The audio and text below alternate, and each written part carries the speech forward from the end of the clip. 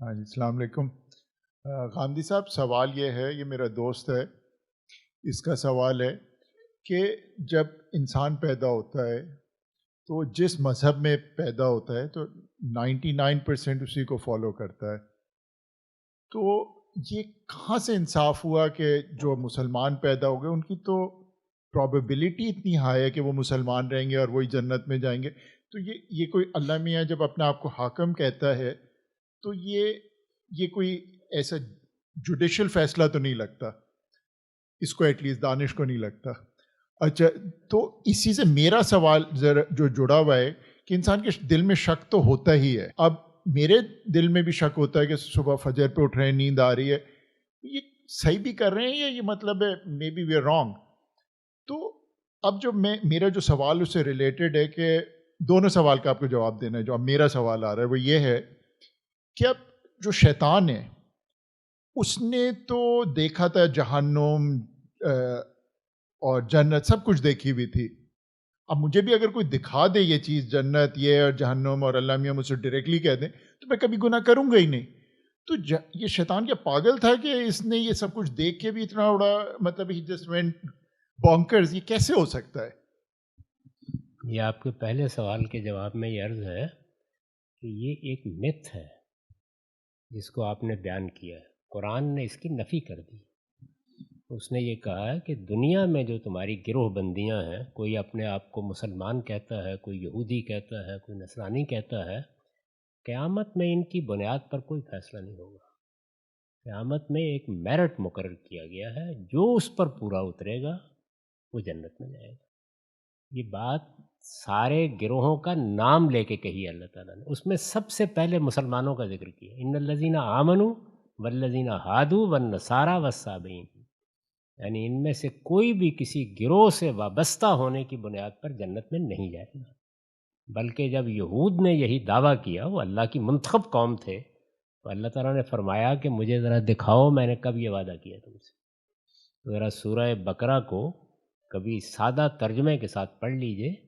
پوری سورہ کا موضوع ہی یہ ہے کہ نجات کی بنیاد کسی گروہ سے تعلق نہیں ہے، وہ ایک میرٹ ہے۔ جو اس پر پورا اترے گا وہ جنت میں جائے گا۔ وہاں یہ تقسیم، یہ گروہ بندیاں، یہ سب ختم ہو جائیں گی۔ لوگ اپنی حقیقت کے لحاظ سے اٹھیں گے۔ جس کے اندر حقیقی ایمان ہے وہی وہاں پر مسلمان قرار پائے گا۔ تو مسلمان ہونے کا مطلب وہاں سمجھ میں آ جائے گا کیا ہوتا ہے۔ یہاں تو بس ہم پیدا ہوتے ہیں، جس کے گھر میں پیدا ہو گئے اپنا ویسا ہی نام رکھ لیتے ہیں، اور اس کے بعد بے شعوری کی زندگی بسر کرتے رہتے ہیں۔ تو قرآن مجید میں اس طرح کی کوئی بات نہیں کہی گئی، وہاں صاف صاف بتا دیا گیا ہے، اور وہ میرٹ بھی بالکل 3 نکات کی صورت میں بیان کر دیا گیا ہے کہ یہ ہے میرٹ، اس پر ہر شخص کو جانچا جائے گا، خواہ وہ کسی دور دراز جگہ پہ رہتا ہے، خواہ اس کو کسی پیغمبر کی دعوت پہنچی ہے، خواہ نہیں پہنچی ہے، یہ ہے اس کی بنیاد۔ تو اس بنیاد کو واضح کر کے یہود کا بالکل یہی دعویٰ تھا جو ہمارے ہاں ہے، اس کی اللہ تعالیٰ نے اتنی سختی کے ساتھ تردید کی ہے کہ قرآن مجید کو پڑھنے والا تو کوئی آدمی یہ سوال سوچ بھی نہیں سکتا۔ یہ ہمارے ہاں کی عام گفتگویں ہیں جو لوگ کرتے ہیں۔ دوسرے سوال کے جواب میں یہ عرض ہے کہ انسان کیا ہے، یہ میں جانتا ہوں۔ ابلیس جنات میں سے تھا، جنات میں سرکشی کی نوعیت کیا ہے اس سے میں واقف نہیں۔ انسانوں کے بارے میں میرا تجربہ یہ ہے کہ آپ بے حجاب کر کے حقیقت دکھا دیجئے، اس کے باوجود وہ سرکشی کرتے ہیں، اس کے باوجود خدا کے مقابلے میں کھڑے ہو جاتے ہیں۔ وہ پیغمبروں کے سامنے کھڑے ہوتے ہیں اور پیغمبر بڑی حد تک پردہ اٹھا دیتا ہے، لیکن وہ اس سے لڑنے کے لیے تیار ہو جاتے ہیں۔ آپ اندازہ کریں، میدان بدر میں ابو جہل کی کبھی دعا دیکھیں کیا ہے، اس نے بھی کھڑے ہو کے دعا کی ہے اور اللہ تعالیٰ سے کی ہے۔ اس سے آپ کو اندازہ ہو جائے گا کہ انسان جس کو ارادہ و اختیار دیا گیا ہے، یہ کہاں تک چلا جاتا ہے۔ تو جنات میں سے تھا، جنات کو بھی ہماری طرح ارادہ دیا گیا ہے، ہماری طرح اختیار دیا گیا ہے، ہماری طرح امتحان میں ڈالا گیا ہے، ہماری طرح ان کو بھی ایک دن مواخذے میں جانا ہے، ہماری طرح ان کے لیے بھی جنت ہے، ان کے لیے بھی جہنم ہے۔ اس وجہ سے ان کے ہاں بھی سرکشی پیدا ہوئی۔ وہ سرکشی جس وقت انسان کو بنایا گیا اس وقت نمودار ہوئی، اس لیے وہ داستان بن گئی۔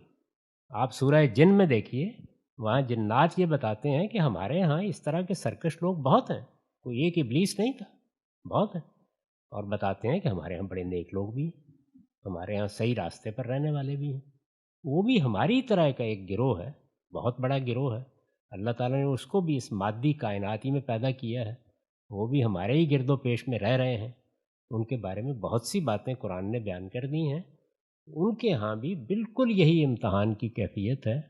اس وجہ سے یہ خیال نہیں کرنا چاہیے کہ صرف ابلیس نے حقائق کو دیکھ کر سرکشی اختیار کی ہے، ہم بھی حقائق کو دیکھ کر بار بار سرکشی اختیار کرتے ہیں۔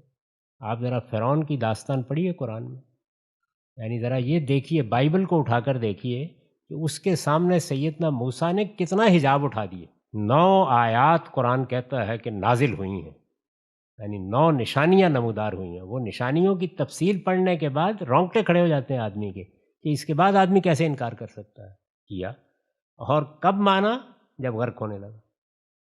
تو اس لیے انسان جب ارادے اور اختیار کی مقام پر کھڑا ہوتا ہے تو 2 ہی امتحان ہیں جس میں ہمیں ڈالا گیا ہے۔ انانیت کا امتحان، یہ جو آپ دیکھتے ہیں کہ لوگ فرقوں میں بند ہیں، لوگ تعصبات میں بند ہیں، لوگ مرنے مارنے پر تلے ہوئے ہوتے ہیں۔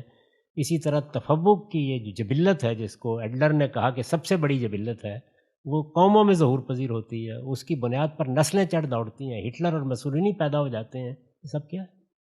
کیا یہ نہیں جانتے کہ دنیا کس اصول پر بنی ہوئی ہے؟